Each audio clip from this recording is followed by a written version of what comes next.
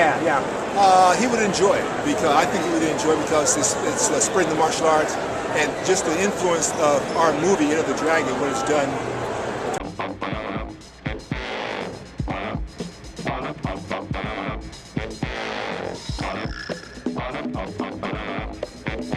At the time, I don't care if it's football player, basketball player, corporate world, whatever it may be, there's usually a lot of sacrifice. So, and I refuse to. There's a man who dominated Shakespeare on Broadway stages, spoke 5 languages fluently, and possessed a voice so deep it made walls tremble. He could have been considered one of America's greatest classical actors, but Hollywood had other plans for him. William Marshall didn't want to be remembered as a B-movie vampire, but fate and the film industry conspired to transform him into exactly that. During brief moments, he tried to redefine what it meant to be a black actor in Hollywood, bringing dignity and depth where there were only stereotypes. Then, just as he appeared, he faded into the shadows. Not from lack of talent, but because America wasn't ready for a black man who refused to simplify his genius. What happened to this forgotten giant of cinema and theater? The answer reveals a bitter truth about who Hollywood chooses to celebrate and who it chooses to erase. It all began in Gary, Indiana, on August 19, 1924. The industrial Midwestern city was known for its steel factories, dense smoke that turned sunsets orange, and rigid racial segregation that divided the population as firmly as any physical wall. Growing up black there meant living in a world within another world, always separated, always watched. William's father worked brutal shifts in the steel mills, returning home covered in soot and exhaustion. His mother cleaned houses for white families, scrubbing floors for people who would never invite her to sit at their table. They had no luxuries, but they had something that couldn't be taken away: a fierce belief that education was the only path to dignity. From a young age, William demonstrated something unusual. He had an insatiable hunger for knowledge. While other children played in the streets, young William could be found at the segregated public library, devouring books about history, philosophy, and classical theater. The librarian, Mrs. Henderson, noticed this serious boy who came every day. She began setting aside challenging books for him. By age 12, William was reading Plato and Aristotle. By 14, he had consumed every Shakespeare play the library owned, practicing monologues alone in his bedroom, training his naturally deep voice to reach every corner of an imaginary theater. In high school, Marshall discovered theater when a teacher noticed his exceptionally deep voice during a class reading and suggested he try out for the school play. The moment William stepped on stage for the first time, something ignited inside him. There, under the dim lights of the school auditorium, William Marshall found his purpose. He wouldn't be just another black man working in the steel factories. He would be an artist. But 1940s America didn't make that dream easy for anyone who looked like him. After graduating, Marshall earned a scholarship to New York University, an extraordinary achievement. When William left Gary on a Greyhound bus in 1942, his mother pressed a worn Bible into his hands. His father simply said, "Make it count." In New York, Marshall immersed himself completely in his studies. He studied European theater, opera, and literature. He learned French, German, Italian, and Spanish, believing that the more tools he mastered, the more doors would open. He worked part-time jobs washing dishes, anything to stay in school. He went days eating nothing but bread to save money for theater tickets, studying how the great actors commanded attention. During his final year, Marshall directed and starred in an all-black production of Othello that drew unexpected attention. A critic wrote that this young man possessed something rare, the ability to make an audience forget they were watching a performance. But that praise didn't translate into opportunities. In 1948, with his degree in hand, Marshall auditioned for dozens of Broadway productions over 2 years. The response was always the same. "You're talented, very talented, but we don't have roles for Negro actors except as servants or slaves." The rejections piled up. Marshall slept on friends' couches, went hungry, considered giving up a dozen times. But something stubborn in him refused to quit. Instead, he turned to the black theater circuit in Harlem and Brooklyn, where black artists could work without the crushing weight of white expectations. It was there, in cramped theaters with folding chairs, that William Marshall became the actor he was meant to be. He developed his interpretation of Othello, pouring into the role every ounce of rage and sorrow he felt about being a brilliant man in a country that saw him as less than human. His performance was so powerful that theater critics began showing up to these small Harlem venues specifically to see him. One critic wrote, "William Marshall doesn't perform Shakespeare, he inhabits it, breathes it, makes it as immediate as this morning's newspaper." In 1952, something unexpected happened. A European theater company looking for a leading man for their production of Othello came to see Marshall perform in Harlem. After the show, the director went backstage and offered Marshall a contract on the spot. 2-year tour across Europe, leading roles, real money.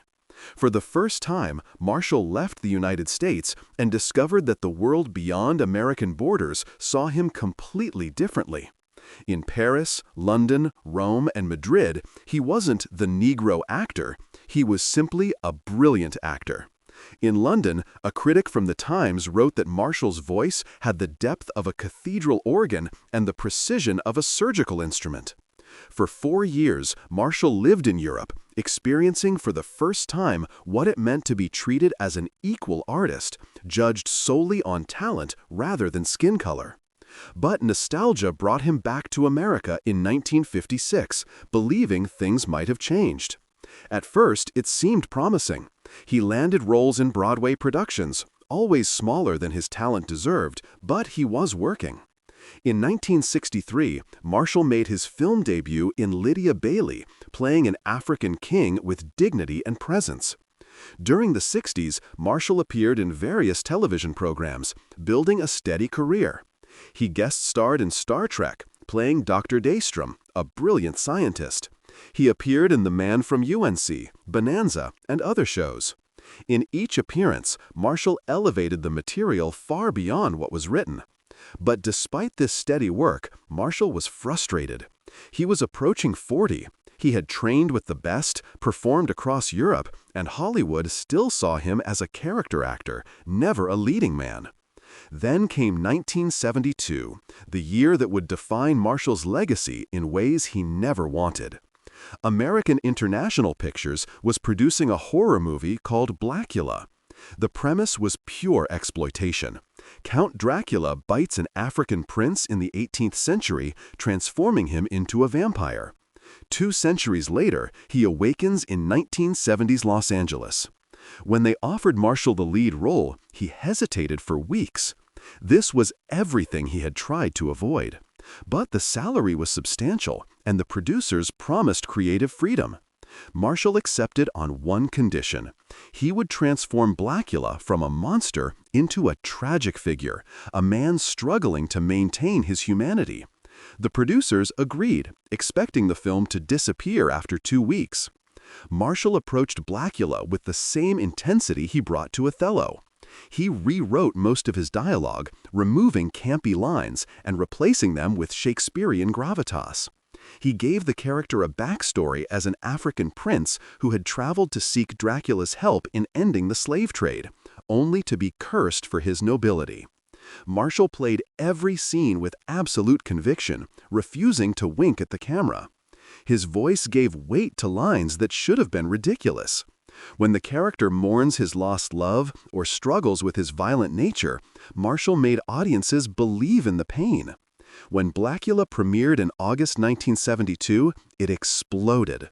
The film grossed over $1 million in its first weekend, astronomical numbers for a film that cost only $115,000 to make. Lines wrapped around city blocks. And it wasn't just the hook of a black vampire that drew crowds, it was William Marshall. Black audiences recognized that Marshall was giving them something rare, a black protagonist who was intelligent, articulate, romantic, and tragic. White critics were divided. Roger Ebert praised Marshall's dignity and presence, while dismissing the film as exploitation. But black audiences understood what Marshall had accomplished. He had taken a role designed as a joke and transformed it into a statement of black humanity. The success of Blackula should have been Marshall's breakthrough. Instead, it became his prison. Studio executives saw only one thing: the black vampire. They offered him the sequel, Scream Blackula Scream. After that, the offers that came were always variations on the same theme: the exotic villain, the voodoo priest, the tribal king. Marshall turned down role after role, even when money was tight. In a brutally honest interview with Ebony magazine in 1976, Marshall said, "They want me to be primitive, mysterious, threatening. They don't want me to be simply human, and I refuse to cooperate with my own dehumanization." That stance cost him work. Some casting directors quietly blacklisted him as difficult. Throughout the 70s, Marshall continued working steadily, but never spectacularly. He appeared in episodes of various TV shows. Each performance demonstrated his ability, but they were fragments of what he could do. Between television gigs, Marshall returned to theater. He directed and starred in productions of Othello, King Lear, and Macbeth in small theaters. These productions played to audiences of 50 people, rarely made money. But for Marshall, they were essential. A theater critic who saw his 1978 production of Othello wrote, "This performance belongs on Broadway, but Broadway doesn't deserve it." The 80s brought even fewer opportunities. The blaxploitation era died, replaced by black comedy films that had no use for a Shakespearean actor. Marshall was in his 50s, the age when white actors often received their best roles. But Hollywood had no template for black actors over 50 except as grandfathers. Marshall took what came. He voiced villains in cartoons, recorded commercials, accepted small TV movie roles. He taught acting classes at community colleges, earning $300 per semester to share his knowledge with students who often had no idea they were being taught by one of the great unrecognized talents of American theater. Marshall had married Sylvia Gusson in 1971. Together they raised 4 children: Tariq, Sabrina, Gina, and Claude. Marshall was fiercely protective of his family, refusing to bring them into the public eye. His home life was sacred, the one space untouched by Hollywood's racism. Friends described Marshall as a man of almost monastic discipline. He woke every morning at 5 a.m., spent 2 hours reading philosophy and literature, then exercised for an hour. He didn't drink, didn't smoke. He was deeply serious about his craft, treating it with reverence. In the 90s, Marshall essentially disappeared from public consciousness. He accepted sporadic voice work, but mostly focused on education. He taught theater at Los Angeles community colleges, working with students from poor neighborhoods. Marshall believed deeply that education was liberation. In 1995, Marshall directed an all-black production of Hamlet. The production ran for 3 weeks to small audiences. No major critics reviewed it, but those who saw it said it was revelatory. But time was running out. In the late 90s, Marshall was diagnosed with type 2 diabetes. His kidneys began to fail, requiring regular dialysis. His last role was a voice part in an animated film in 1998. After that, his health declined too severely to work. On June 11, 2003, William Marshall died at his home in Los Angeles at 78 years old. His wife Sylvia and his 4 children were at his bedside. According to his daughter, his last words were in German, a quote from Goethe, "More light." News of his death received minimal national coverage. The Los Angeles Times published a brief obituary. The Hollywood Reporter ran a short notice. There were no televised tributes, no retrospectives, no acknowledgement from the Academy. Broadway was silent. This silence perfectly encapsulated the tragedy of William Marshall's career. A man who spoke 5 languages, who could recite Shakespeare from memory, who brought humanity to every role, was remembered primarily for playing a vampire in 2 exploitation films. Not because Blackula was his most important work, but because it was the only role that reached a wide audience. Marshall was a giant forced to live in a shoebox. He possessed the talent to stand alongside Laurence Olivier and John Gielgud as one of the great classical actors of the 20th century. But he was born black in America, which meant there was always a ceiling waiting.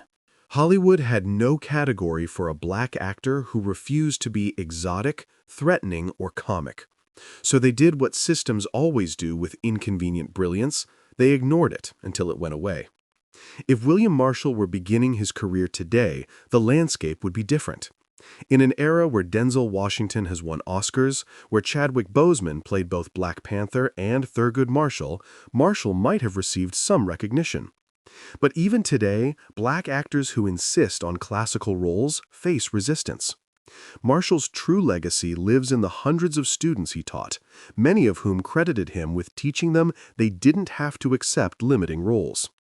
It lives in every black actor who performs Shakespeare and knows they're walking a path Marshall helped clear. It lives in the principle he never abandoned, that artistic integrity matters more than fame, that dignity cannot be compromised. William Marshall didn't need Hollywood's approval to prove his worth, though he deserved it. He had something more durable, complete mastery of his craft and absolute knowledge of his own value. He knew he was brilliant. He knew he deserved better. And rather than become bitter, he channeled that knowledge into teaching others, into maintaining his standards, into living with quiet pride. Every time a black actor performs Hamlet without anyone questioning whether they belong there, they're standing on Marshall's shoulders. Every time someone refuses a demeaning role despite financial pressure, they're following his example. In the end, William Marshall lived and died on his own terms. He never apologized for his talent, never diminished himself to make others comfortable. That refusal to compromise was his final performance, the one that lasted his entire life.